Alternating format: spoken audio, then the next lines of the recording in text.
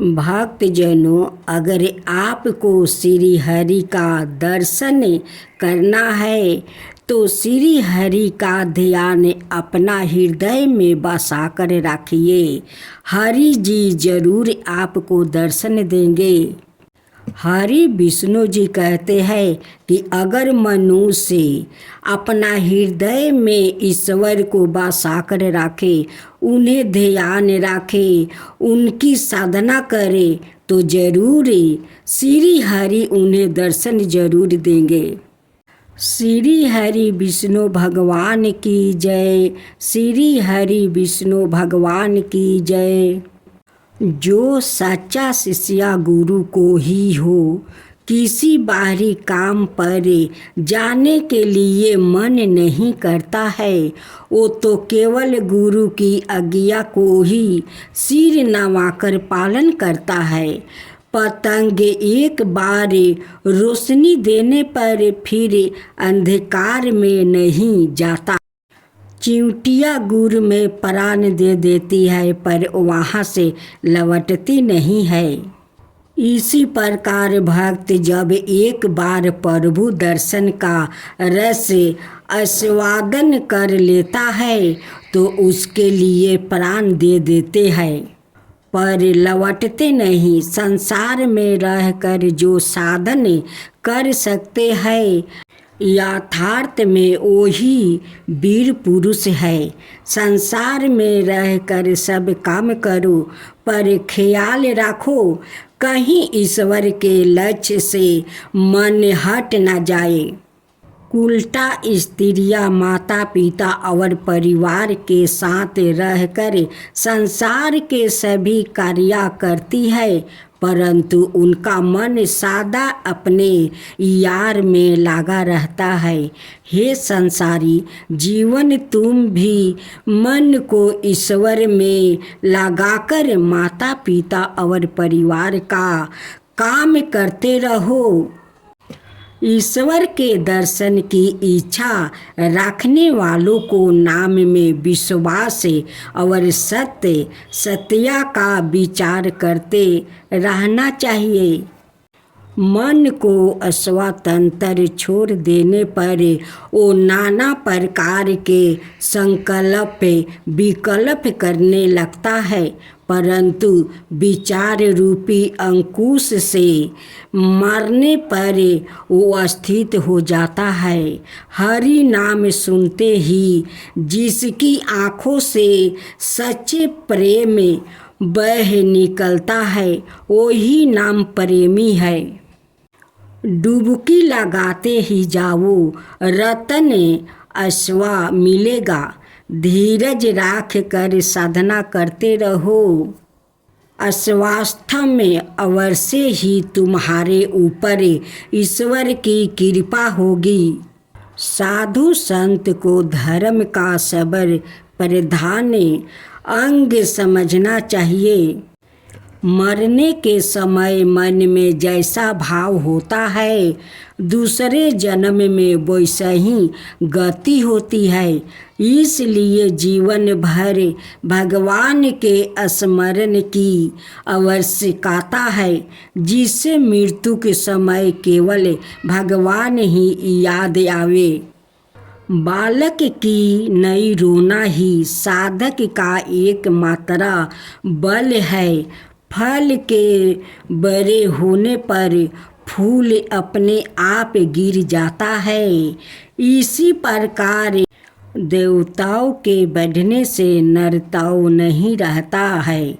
मनुष्य तभी तक धर्म के विषय में तर्क वितर्क करता है जब तक उसे धर्म का स्वाद नहीं मिलता है।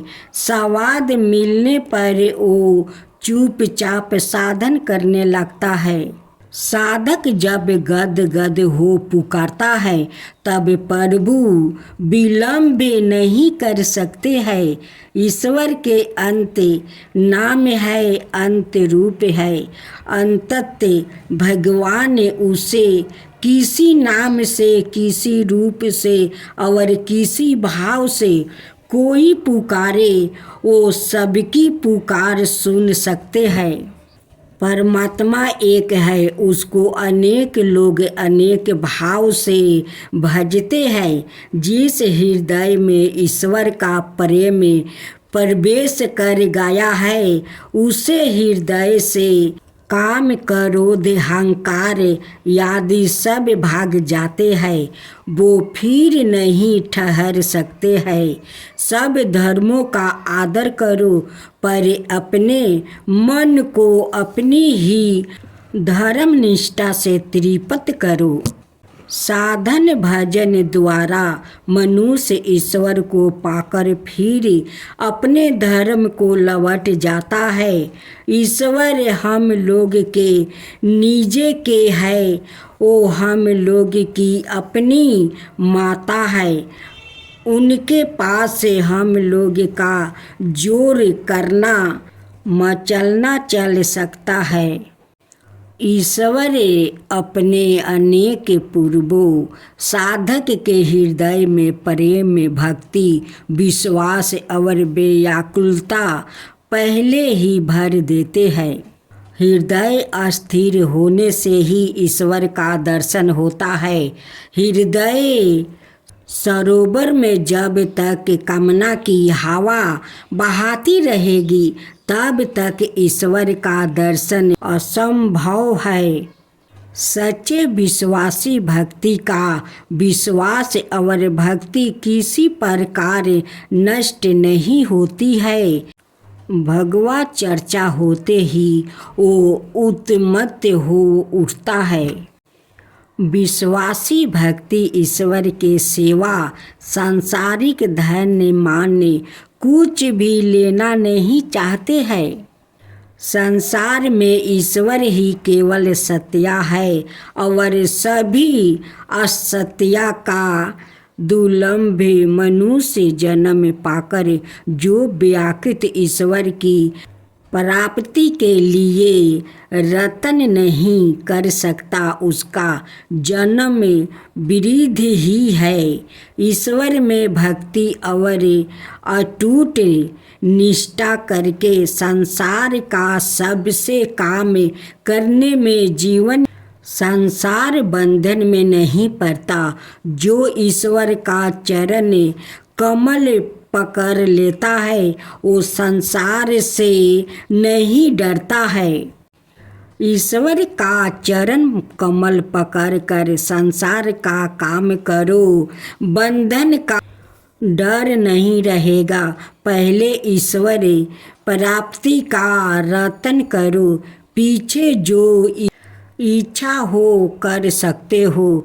जो ईश्वर पर निर्भर करते हैं, उन्हें ईश्वर जैसे चलते हैं वैसे ही चलते हैं। उनकी अपनी कोई चेष्टा नहीं होती। गुरु लाखों मिलते हैं, पर चेला एक भी नहीं मिलता है। उपदेश करने वाले अनेकों मिलते हैं, पर उपदेश पालन करने वाले बिरले ही। ईश्वर का प्रकाश सबसे हृदय में समान होने पर भी वो साधुओं के हृदय में अधिक प्रकाशित होता है। समाधि अवस्था में मन को उतना ही आनंद मिलता है जितना जीती मछली को तालाब में छोड़ देने से। ज्ञान पुरुष है, भक्ति स्त्री है। पुरुष माया नारी से तभी छूट सकता है जब वो परम वैरागी हो, किंतु भक्ति से तो माया सहज ही छूटी हुई है। कासा की कटोरी में कितना भी माज कर राखो, कुछ ना कुछ कासों से लगी ही रहती है।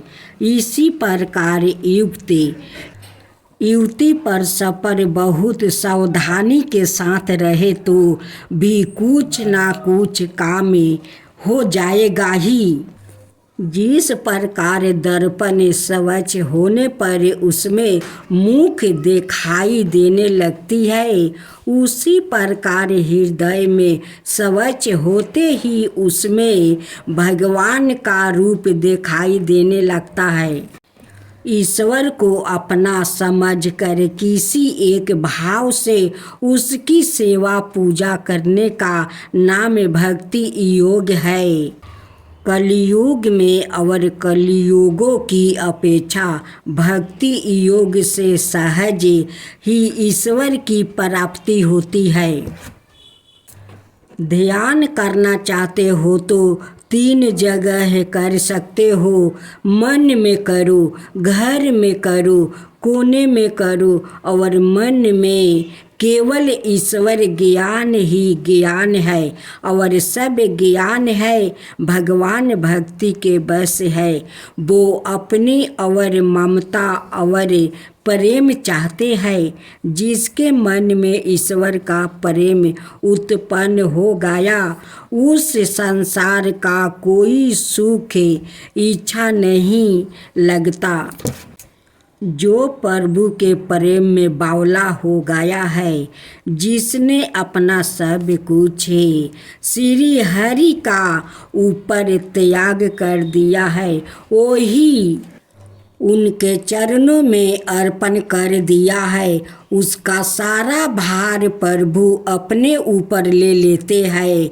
संसार में आकर भगवान के विषय में तर्क युक्त विचार आदि करने से कुछ फल नहीं।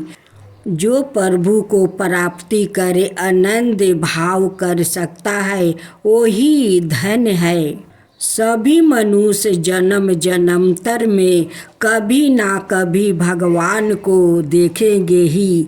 ईश्वर के